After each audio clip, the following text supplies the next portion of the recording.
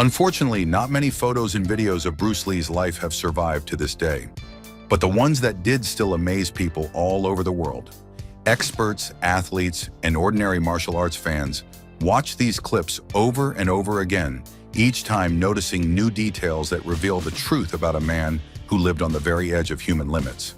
And this truth turned out to be much scarier than any legend. It's hard to believe that the man who became a symbol of strength and speed was, as a child, the very weakling everyone laughed at in the yard. As a boy, Bruce suffered from asthma, caught colds all the time, and his classmates cruelly teased him as a four eyes. Doctors threw up their hands and told his parents a harsh truth. This child would always be frail and weak. But those very words became the spark that lit a fire in the 13-year-old boy, turning him into the greatest legend in the world of martial arts. When Bruce first stepped through the doors of Master Ip Man's Kung Fu school, the teacher immediately noticed something special in the skinny teenager. While the other students took breaks between exercises, the boy in glasses kept practicing the moves until he collapsed from exhaustion. While the others went home for dinner, he stayed in the gym and trained under the light of the street lamps. "Pain is just an illusion," Bruce whispered as he fell from exhaustion. That phrase became his main rule in life, and also his most dangerous one. Hong Kong in the 1950s was a tough place, where street fights happened almost every day. Most teenagers tried to avoid them, but not Bruce. He actively looked for them. Every scuffle was a living test for him. Every blow he took was a valuable lesson. He could come home with a broken nose and bruises, but his eyes shone with excitement.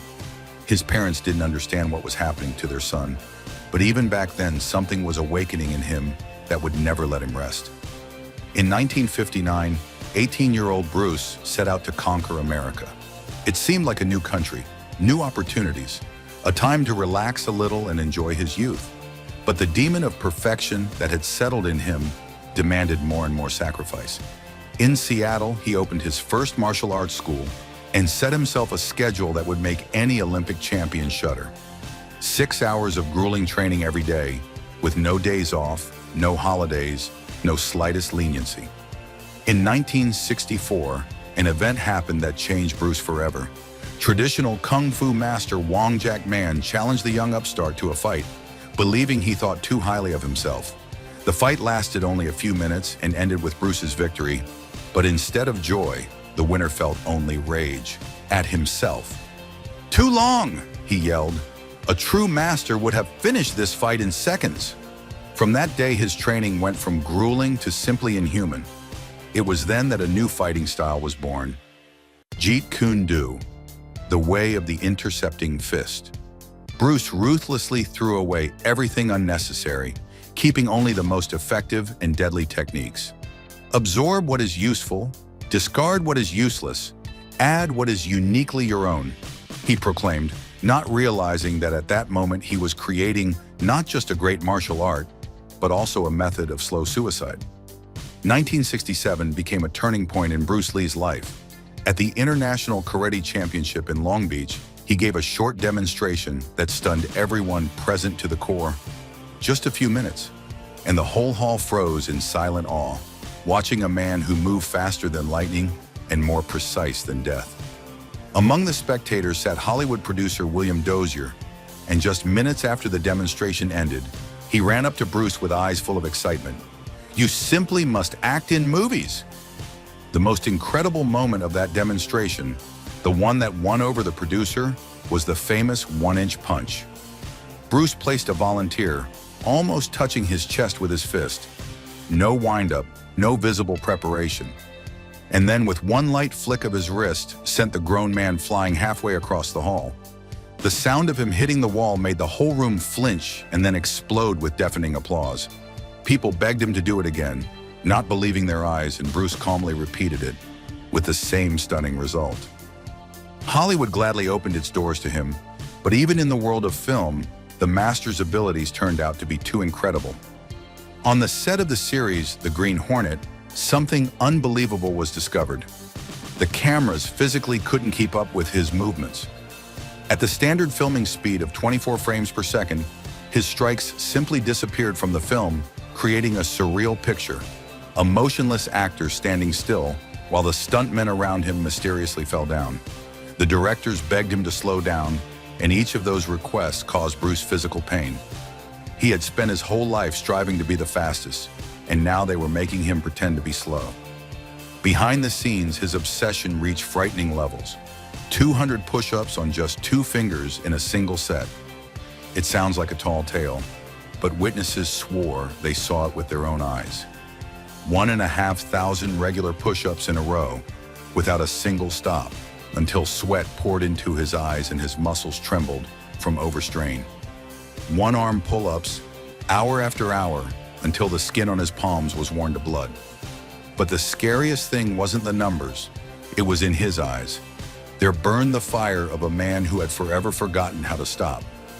What amazed witnesses most of all was that a 100-pound punching bag, which withstood the blows of professional heavyweight boxers, couldn't withstand Bruce Lee's kick.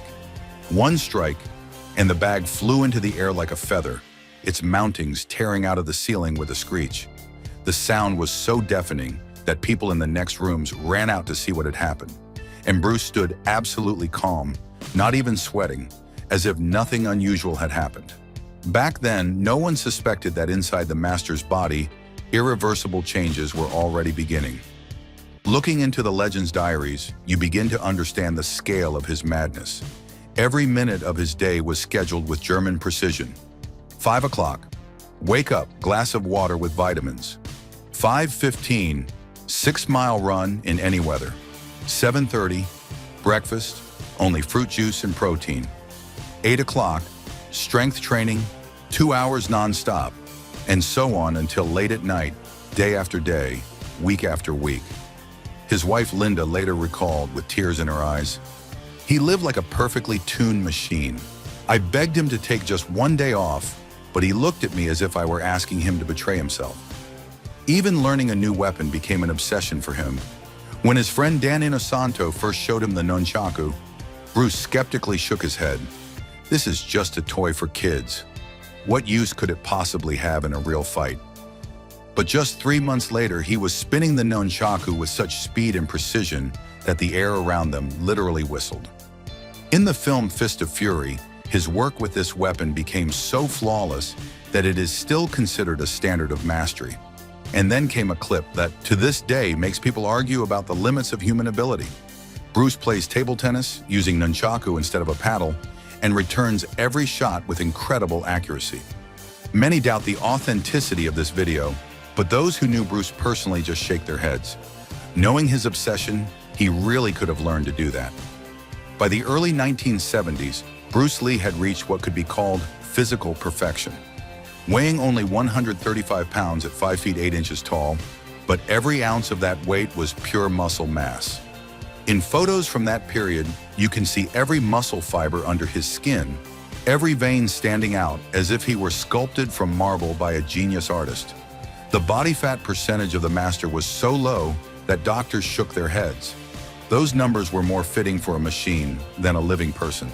And it seems that was when his body began to send the first alarming signals. Enter the Dragon was supposed to be the triumph of his life, the first Hollywood blockbuster with an Asian in the lead role, a film that would forever change how martial arts were portrayed in movies.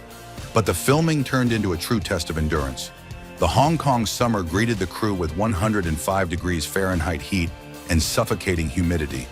The sound stages had no air conditioning, the heavy costumes stuck to the skin, and Bruce, as always, demanded only real strikes and real speed. No pretending, no compromises with reality. It was in these rare behind-the-scenes shots that a careful eye could first notice troubling changes. Bruce still looked like an invincible warrior, still radiated confidence and strength, but something subtle had changed in his appearance. His face became sharper, his cheekbones more pronounced, and his cheeks slightly sunken. Shadows appeared under his eyes that no one had noticed before. He had noticeably lost weight, even though he was already quite light. But to complain about fatigue or feeling unwell was completely out of character for a man who had spent his whole life teaching himself to ignore pain. Jim Kelly, who played one of the leading roles in Enter the Dragon, recalled those days years later with undisguised concern. Something strange started happening to Bruce in the last weeks of filming. He had always been a demanding perfectionist, but now he became kind of nervous, irritable. He could snap over something minor that wouldn't have bothered him before, and then apologize and say he was just tired. But Bruce Lee never got tired. That was his superpower. Endless energy. Something was definitely wrong. Even in the last months of his life, Bruce kept training with the same intensity. In the surviving footage, it's clear that he was still faster and more technical than any possible opponent. Still a deadly danger to anyone who dared challenge him. But those who had known him for many years noticed subtle, almost imperceptible changes. The master's movements became a little sharper, less smooth. Sometimes he lost balance where before he had been perfectly steady. For an ordinary person, these changes would have been completely unnoticeable. But for Bruce Lee, a man of flawless coordination, it was nothing short of a catastrophe. The last professional photo shoot for Black Belt magazine was meant to be a tribute to the greatest martial arts master of modern times. In these pictures, Bruce still looks like a living legend. His muscles still well-defined, his gaze focused and piercing, his pose radiating confidence and strength. But if you look closely, you can catch something new deep in his eyes that hadn't been there before. Fatigue, anxiety, or maybe a premonition of the trouble that was already standing behind his shoulder. Game of Death was supposed to be his ultimate masterpiece, a philosophical film about a martial arts master climbing the levels of a pagoda and fighting masters of different styles. On each level, a new challenge awaited him. On each floor, a stronger opponent. It was the perfect metaphor for his own life. Constant ascent, endless overcoming of himself, an eternal search for new boundaries to break through. But what if at the very top he didn't find triumph, but a meeting with his most terrifying opponent, his own exhausted body? It was during breaks in the filming of Game of Death that the most worrying changes became noticeable. Bruce would sit in a chair, lean back, and close his eyes with the look of someone for whom every second of rest was a precious gift. The master's skin had taken on a strange grayish tone. His lips were often dry, even though he constantly drank water. Beads of sweat almost always glistened on his forehead, even when the studio was relatively cool.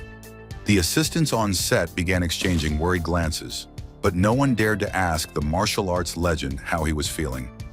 Linda, Bruce's wife, later told journalists about those last weeks with pain in her voice. He started complaining about severe headaches, something that had never happened before. He asked me to massage his temples, said that sometimes he felt dizzy and nauseous. I begged him to see a doctor, but he flatly refused. He said it was just overwork from the intense filming, that if he just rested a little, it would all go away. But Bruce didn't know how to rest. It was against his nature. One of the last photos taken just a few days before the tragedy looks perfectly normal at first glance. Bruce is smiling, hugging his colleagues on set, looking relaxed and happy. But if you look closely at the details, the picture becomes very different. The smile seems a little forced, his face noticeably gaunt, his eyes sunken deep into their sockets. His skin has an unhealthy, grayish tone that everyone at the time blamed on the lighting. No one could have guessed they were looking at a man whose body was already on the brink of collapse. July 20th, 1973 began like just another ordinary day in Bruce Lee's life. A hot Hong Kong day, a meeting with producer Raymond Chow to discuss details of Game of Death, and then a visit to actress Betty Ting Pei to work on the script. Her apartment was stuffy and hot, the air conditioner unable to keep up with the summer heat. Bruce complained of another headache. They had become his constant companion in recent weeks. Betty gave him a regular painkiller, Equagesic, which he had taken before. He swallowed the pill, lay down on the couch to rest, and never opened his eyes again. The news of Bruce Lee's death spread around the world like lightning. The dragon is dead. The legend is gone at 32. The king of martial arts died at the peak of his fame. Newspaper headlines screamed the impossible. Millions of fans all over the world refused to believe that the man they saw as the embodiment of strength and invincibility was just a mortal. The official explanation, brain swelling caused by an allergic reaction to the painkiller, didn't convince many. Too many questions, too sudden, too strange. Like mushrooms after rain, the wildest theories began to appear.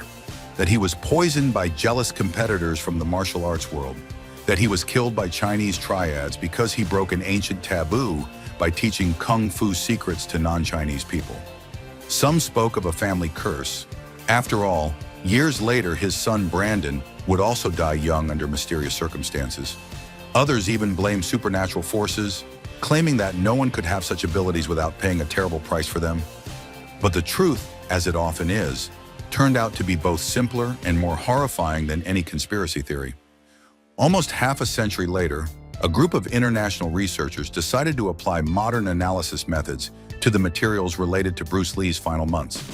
They carefully studied all the available photos, videos, medical records, and eyewitness accounts, using the latest computer image analysis technology and modern knowledge about the physiology of extreme exertion. And what they discovered made the scientific community reconsider the whole story of the great master's death.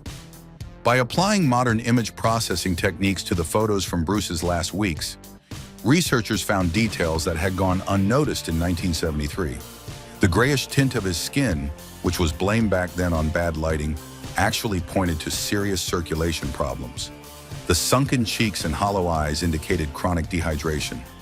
His constantly damp lips showed that his body was desperately trying to conserve every drop of fluid. The dark circles under his eyes pointed to sleep disturbances and critical changes in his metabolism. The medical term that became the key to unlocking the mystery of Bruce Lee's death sounds frighteningly scientific: hyponatremia. But the essence of this condition is quite simple to understand. The body's balance between water and salt is critically disturbed. Imagine, constant grueling training in tropical heat leads to massive losses of fluids and salts through sweat.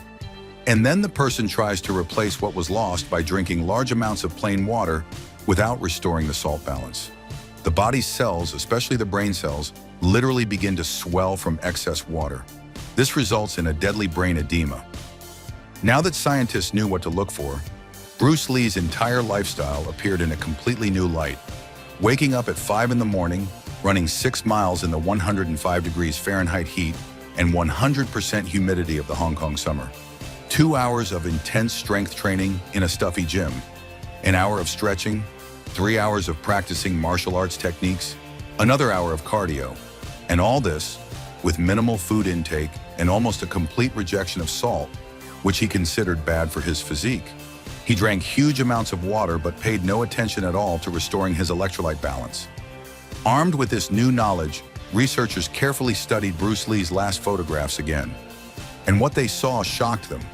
Every frame screamed of an impending catastrophe.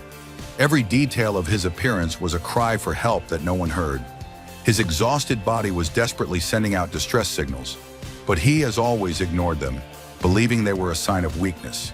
He blamed the headaches on fatigue, the nausea on overwork, the dizziness on stress from filming. Dr. Donald Langford, a leading neurologist specializing in cases of hyponatremia in athletes, studied all the materials and gave a shocking conclusion. All the symptoms clearly point to a severe form of hyponatremia. If Bruce Lee had seen a doctor even just a week before the tragedy, his life could have been saved with a simple saline IV. But he was a man who had spent his whole life teaching himself to ignore his body's signals, to see pain as an illusion. That philosophy made him a legend, and that same philosophy killed him. The most tragic part of this story is that even when Bruce's body was already teetering on the edge of the abyss, he didn't stop. He kept training with the same obsession. He kept pushing himself to the limit and beyond. He kept proving to himself and the world that human potential has no limits, that willpower can conquer any physical limitation. And in a way, he was right. He really did surpass what was thought to be the limits of human ability. But nature, as it turned out, does not forgive such victories and demands the highest price for them. Today, Bruce Lee's story is required reading for top-level sports doctors and trainers all over the world. His training methods are still studied and used, but now always combined with modern knowledge of recovery, nutrition, and the limits of human endurance. Extreme athletes learn to tell the difference between healthy motivation and dangerous obsession. But the main lesson of his life remains the same. Even the strongest will cannot endlessly overcome the laws of physiology. Be like water, He taught millions of followers all over the world, but he himself became fire, which in the end burned itself to ashes. Pain is an illusion, he repeated, turning that phrase into a mantra of perseverance. But at the end of his life, pain was the one reality he could no longer ignore. Limits exist only in our minds, he declared, and proved the truth of those words at the cost of his own life. There is something almost mystical in his last photographs, a look that seems to say, I know I've gone too far, but I can't stop anymore. This is my nature. This is my path. This is my destiny. In the depths of those eyes, there is not fear, but a kind of sad acceptance of the inevitable. The tragedy of a genius who only knew how to be the best, even if it meant his own death. Half a century later, people from all over the world still come to his monument in Hong Kong. They lay flowers, leave notes of gratitude, meditate, repeating his philosophical teachings. He remained forever what he wanted to be, an immortal legend, a symbol of limitless human potential. But now we know the real price of that immortality. Perhaps that is the main lesson of Bruce Lee's story. He showed humanity what incredible heights the human spirit can reach, how far the will to perfection can go. But he also showed the price of such a path. He became a legend not in spite of his tragic fate, but because of it. Because true legends don't know how to stop. They burn to the end, lighting the way for those who come after them. And in that lies all the beauty and all the horror of genius.